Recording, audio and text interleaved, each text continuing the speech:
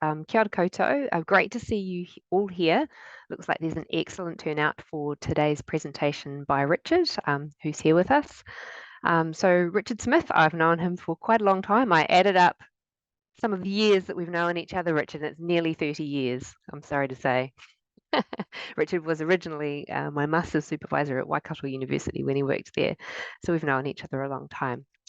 But it's fantastic to have you here today, Richard, just to talk a little bit about Resilience Nature's Challenge, which is coming up to its 10-year anniversary. And I believe that you're going to be talking, as director of the challenge, you're going to be talking a little bit about, I guess, a few reflections on what's happened in the last 10 years and perhaps where we're going to from here. So thank you very much for coming along today and being able to talk to the QuakeCoRE community. Look forward to hearing what you have to say. Kia ora, thanks, Julia. And yeah, hi to everybody that's joined. Great to see some familiar faces, familiar avatars and familiar names on the panel there. I guess a few caveats to start with. I'm hoping this is a really informal kind of a session and really keen to focus on the opportunity for a bit of a dialogue, really. So great to see a few movers and shakers on the call, because I think a lot of what we're going through and thinking about the achievements of the last 10 years, the approach that's been taken with things like the National Science Challenges and related programs of research, which are looking to make some contribution at a national level to a big problem like disaster resilience. You know, what might the next steps be in the absence of any clear direction from the government? What's the opportunity for us as a community to kind of take forward under our own leadership, I guess. So that's that's really what I'll focus on. But I will just kind of step through, I guess, a little bit of scene setting. Many of you will be hopefully at least familiar with some aspects of the National Science Challenges and the way they've operated, but I'll just touch on a little bit of that. Then zoom in a bit more in terms of what we've done within the Resilience Challenge specifically. And then I guess reflecting on aspects of the way we've worked, the iterative process, what we've learned along the way, what's been successful, some of those achievements, and what might that tell us about how future arrangements might evolve, I guess. And I'm hoping that's relevant for where you're at with shaping QuakeCoRE 2, and also, I imagine, early thinking around bidding for a third generation of QuakeCoRE. So really keen for this to be as interactive as possible. So if you want to just, as thoughts occur, either jump in or put messages in the chat, and happy to just be flexible through the session.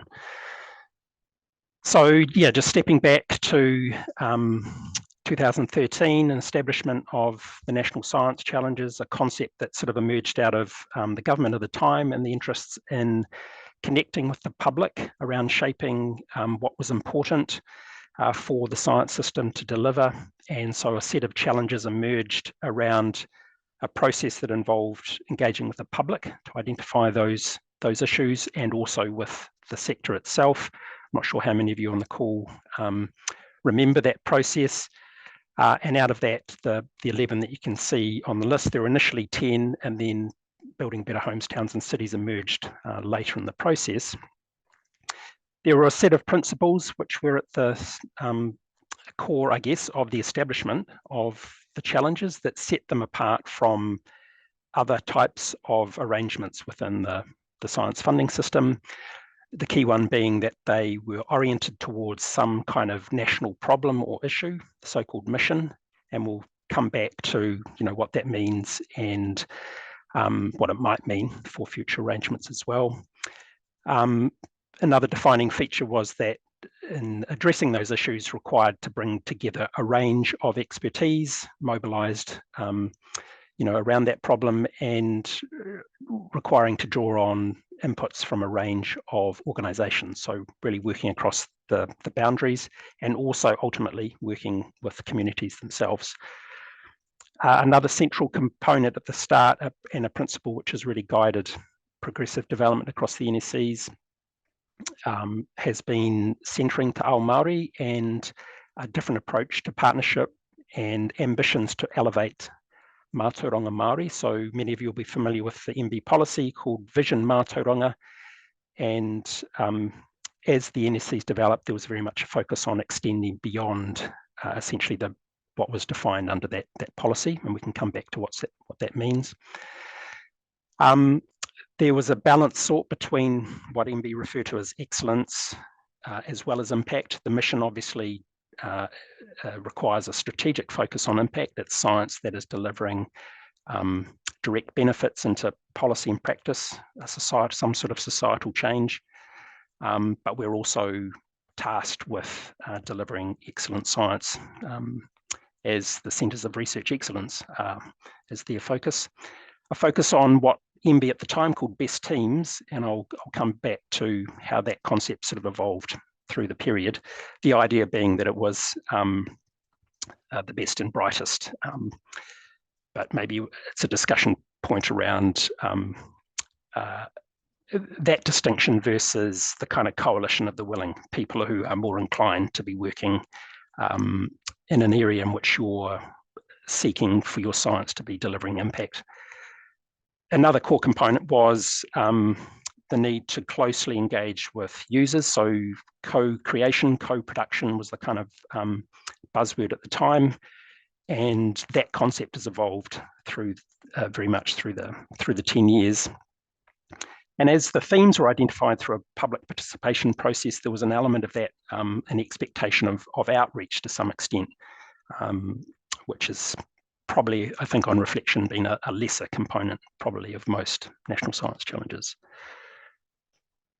So that's setting the scene for the science challenges. There's a slightly different or a particular context for the whakapapa for the Resilience National Science Challenge, and that because of the establishment prior to the National Science Challenges of the Natural Hazards Research Platform. Some of you on the call might have been involved as a researcher or as a collaborator. And the platform was really a proto challenge in a way, or a proto mission vehicle. It was very much oriented towards science that was delivering impact for New Zealand.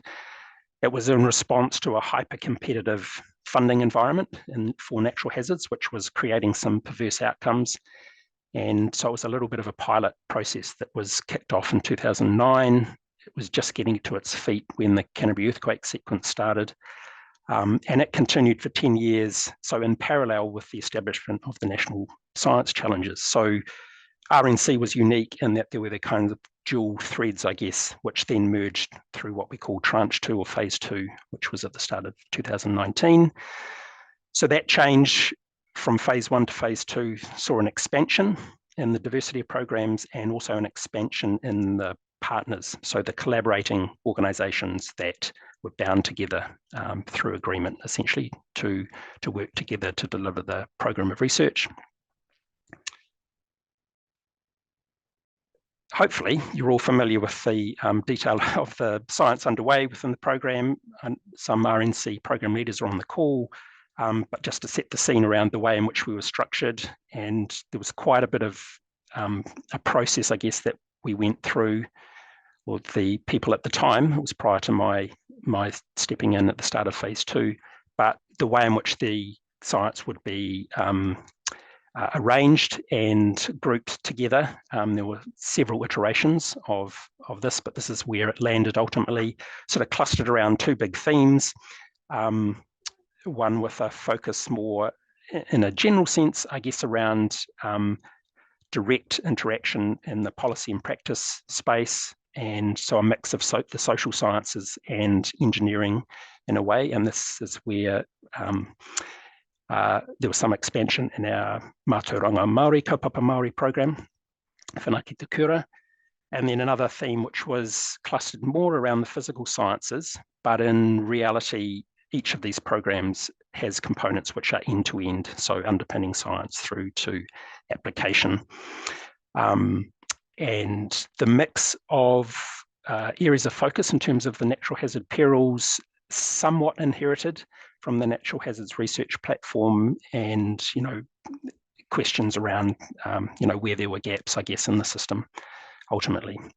So if you're not familiar with the program, want to know more detail, you can go to the website, and there's lots of detail on progress against each of those programs and projects. I won't go through all this in detail, but just to kind of give you a flavour of some components under those two big themes. A big push around some innovative research to do with physics-based models for simulating the New Zealand seismic system, essentially, and that's leading to a whole lot of new thinking and insight into the nature of cascading, triggered, and cycles of seismicity in New Zealand, and also providing the inputs that are now useful for creating a national probabilistic tsunami model. A big component of this area of work has really been trying to progress the technical ability to quantify multi-hazard and multi-hazard risk ultimately. So methodologies that will go into existing model platforms in that regard, bringing a social and economic dimension into that. Our coastal program very much end-to-end and considering coastal change processes through to adaptation. Weather and wildfire teams particularly relevant in the last 18 months or so, with a bunch of work which was quite prescient in terms of the impacts we saw through Cyclone Gabrielle, and the volcano team, which has been a series of sort of internationally relevant breakthroughs relevant for impact forecasting of the range of volcanic hazards. Similarly, in the social engineering space, a range of experimental or pilot kind of approaches to how the resilience science can make its way through into policy, focus on lives and livelihoods, new approaches in terms of threading different knowledges together for different insights, including the knowledge of our partners and our stakeholders in that process. Big focus on approaches to risk communication, impact-based warnings and forecasts, and what this means in terms of community resilience ultimately. So again, you can search on any of these terms on the website. You should get the detail if you're interested in that. Just briefly in terms of where the science has been flowing through. So given that the focus of the National Science Challenges is about impact, contributing to the mission of improving disaster resilience for New Zealand, some of those pathways work on the left there, feeding through to areas for impact on the right.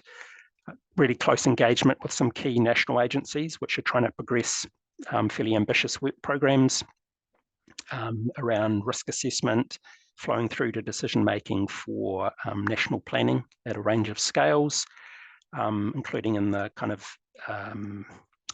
infrastructure, investment, business context, and you can see the list goes on there.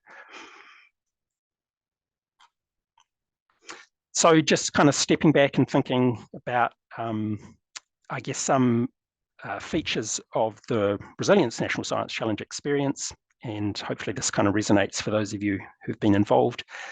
I said before, co-design was very much a kind of a starting point, the expectation that to achieve success was going to require bringing partners in early, and that the work to be done would be done iteratively and hand in hand, essentially, with those that would be looking to take up and apply the work, and that application would be enabled or supported in some way.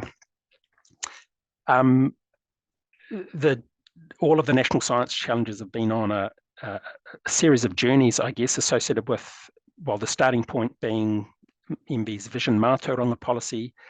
It quickly escalated into a broader focus on, quite fundamental nature of the partnership between the Crown and Māori, and so there's been a range of approaches to sort of moving to what we might call a treaty or tiriti-centred approach. I think it's fair to say that the Resilience Challenge was probably a laggard compared with some of the other science challenges, but we've been making quite a bit of progress there in the last, in phase 2, quite a big focus on supporting Māori leadership within the system, and processes that allow decision making and sharing of resources, essentially, but still some distance to go. Where that's got to at a governance level is that we've moved to a co-chair arrangement. Probably a feature for all of this national science challenges, as it will be for QuakeCoRE, in that those relationships are really important. And, it's one of the things to reflect on in terms of what happens at the end of one of these things, like a national science challenge. We've developed researchers developed really close partnerships, some of which they will be able to continue with their ongoing work, where they're institutionally supported. In other cases, we're working with people who are embedded within communities, and the work they've been doing has been supported by us, and then it's ending.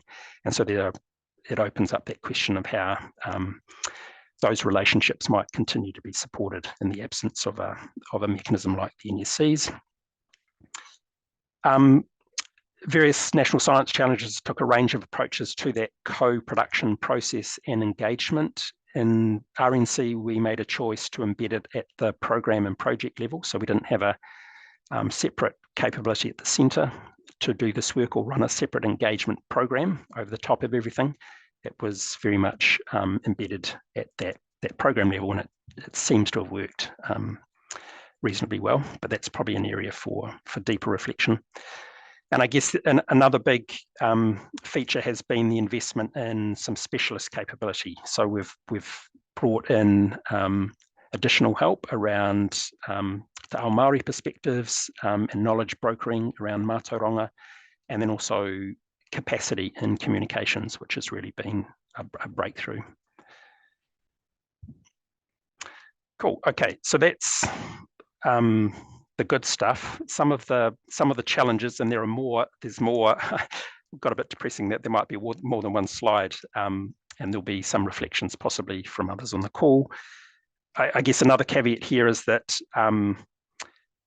some of these reflections are still ongoing. There's a process happening across the NSCs to capture the story and the lessons. That work originally started last year in the expectation that it would be feeding into policy process around national research priorities.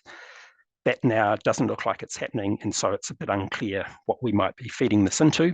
Part of the reason for having these sorts of conversations is to raise awareness, I guess, around where might the opportunities be for leadership across the system to ensure continuity of the good stuff. I guess that the gains that we've made, how do we ensure they endure in some way?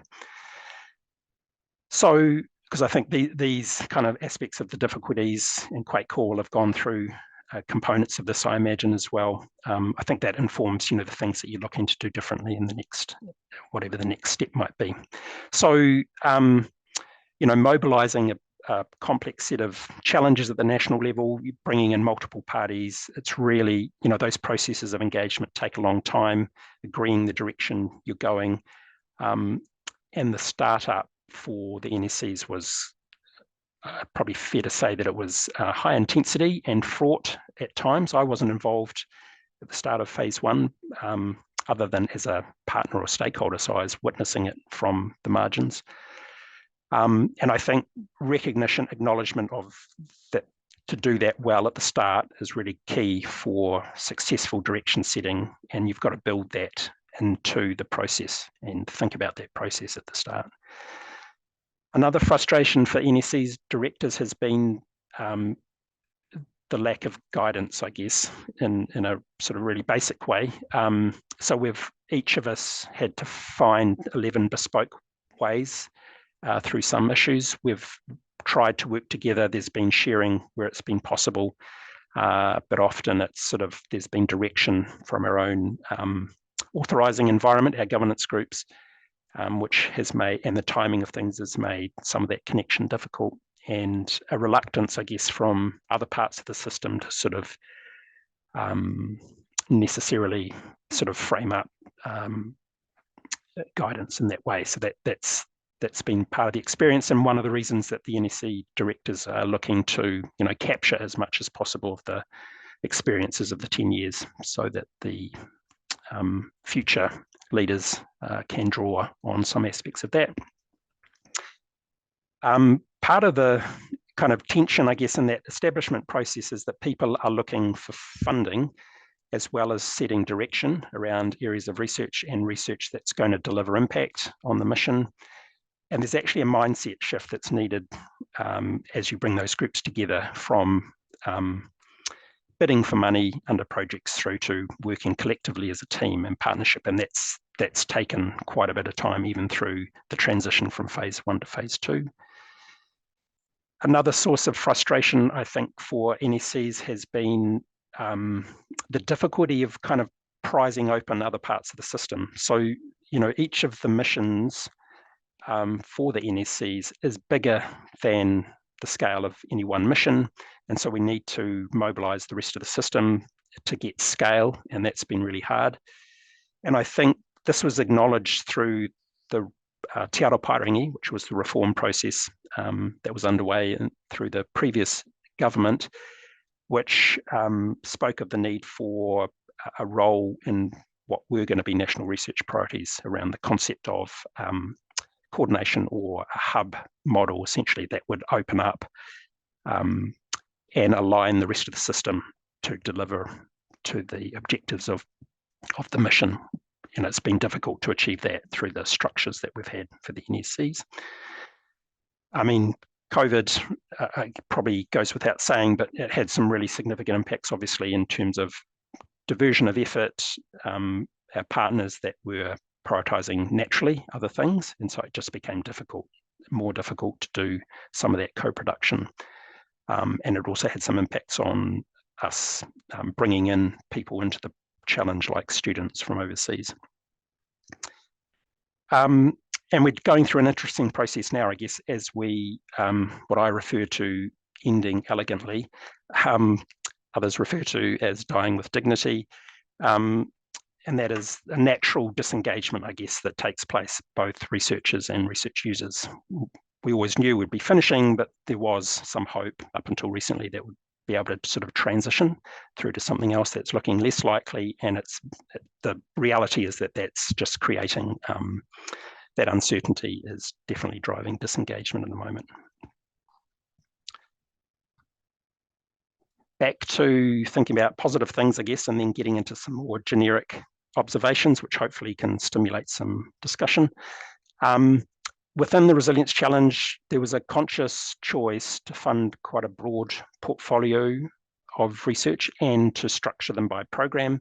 Some other NSCs have invested in multiple projects, and we've found the program structure has been helpful for directing people where they need to go, and also creating a safe home, I guess, for researchers, and a sense of kind of aligned purpose. There are some trade-offs, obviously, in that, in terms of the integration, the synthesis that then needs to take place when you're delivering against some mission impact objectives, when you're bringing all those threads together. And that's really been the focus of the last few months, and will be through to the end of the contract in the middle of the year.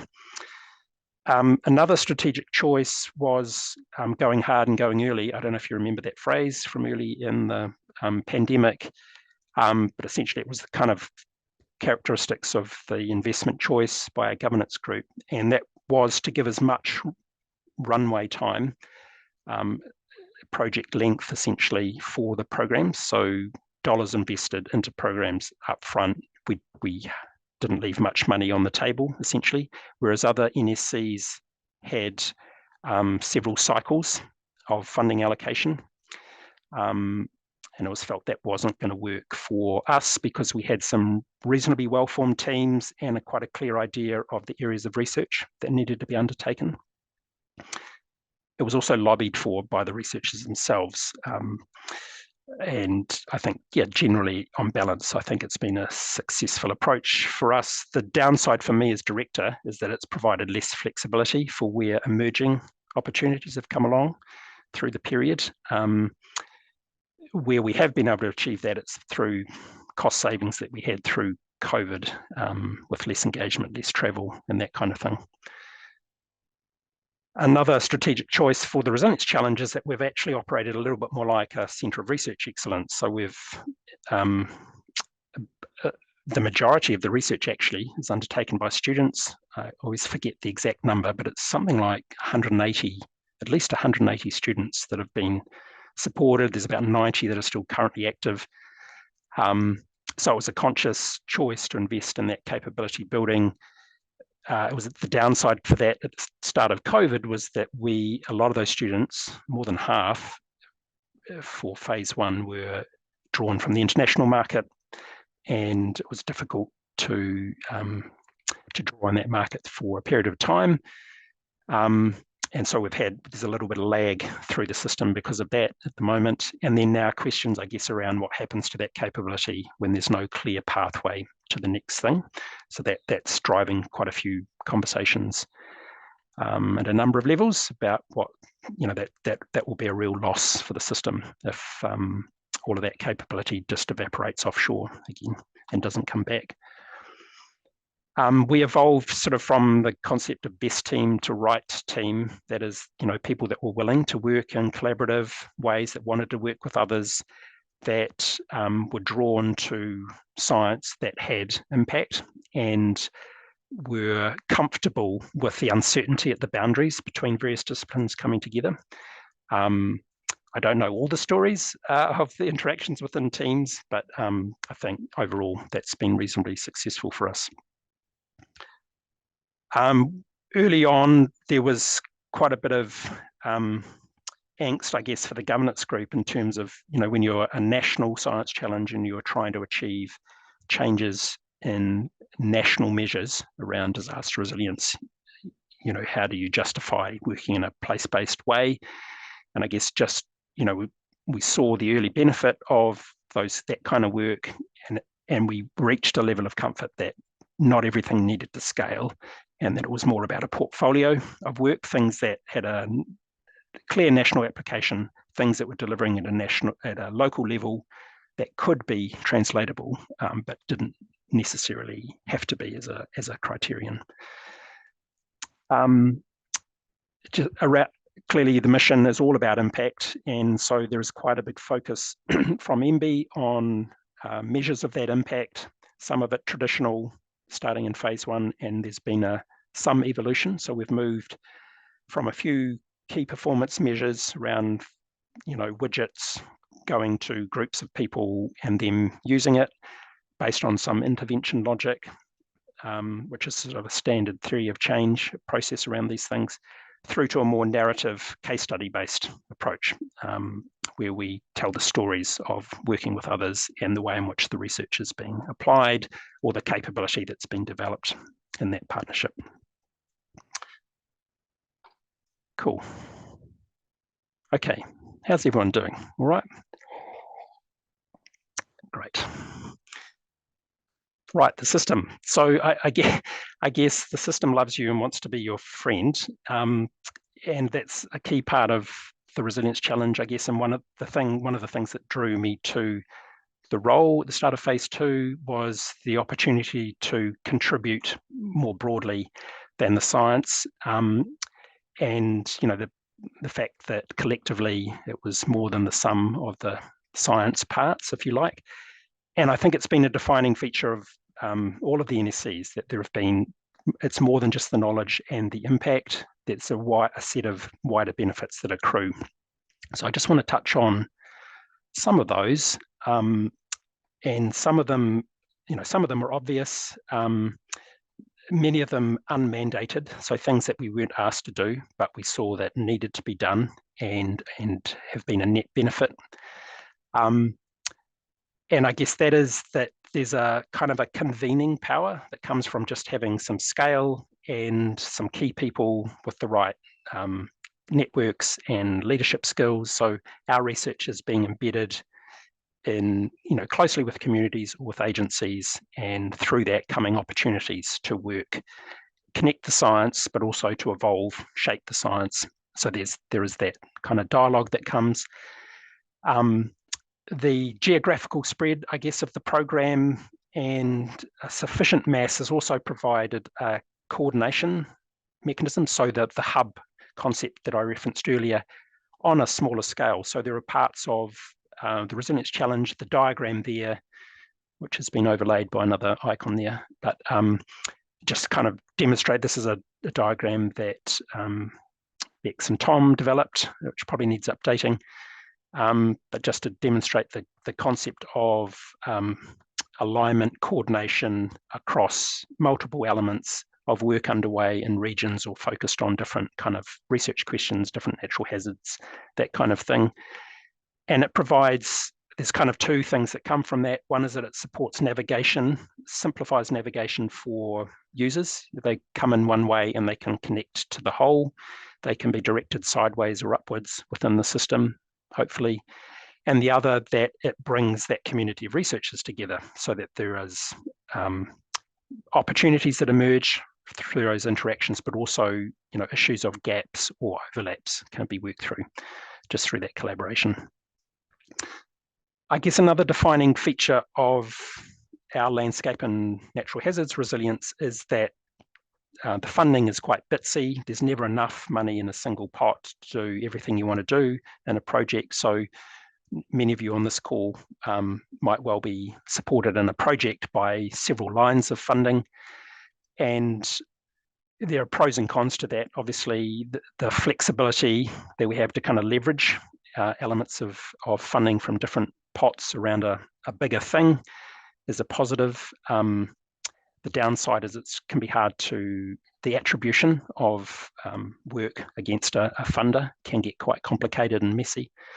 But yeah, again, net benefit is really positive there in terms of making the relatively modest investment in any one area go a bit further.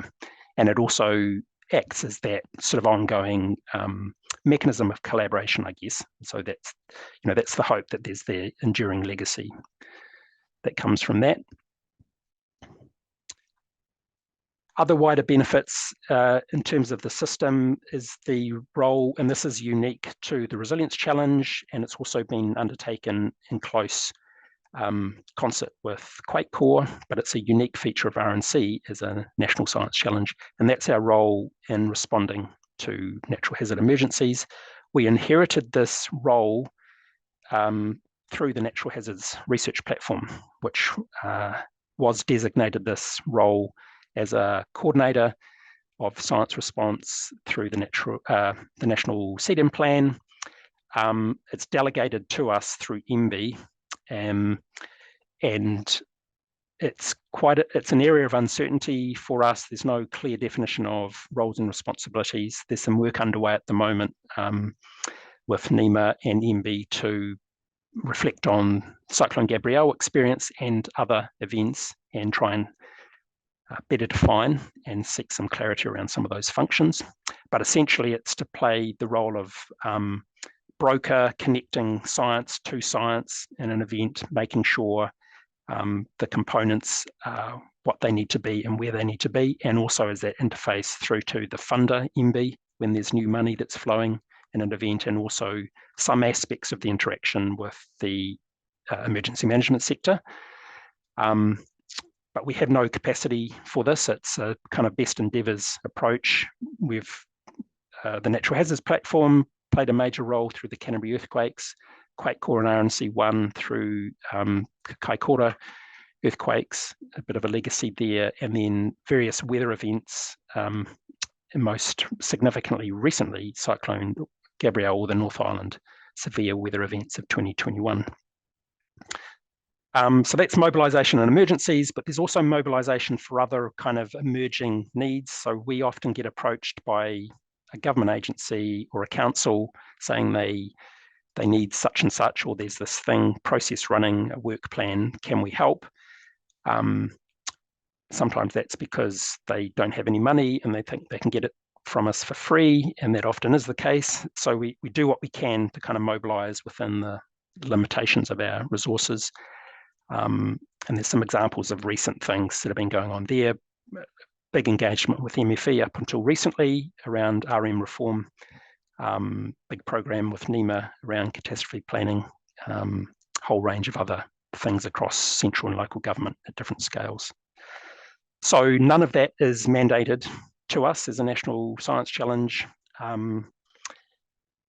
We're not resourced for it, but it's a gap in the system, I guess, that we're filling, and we do it as best as possible to acknowledge the interface, I guess, with other agencies, the Crown Research Institutes, areas of expertise that university and university centres might have. So we're definitely not looking to kind of claim any space any time. It's all about just trying to serve a need that's been identified.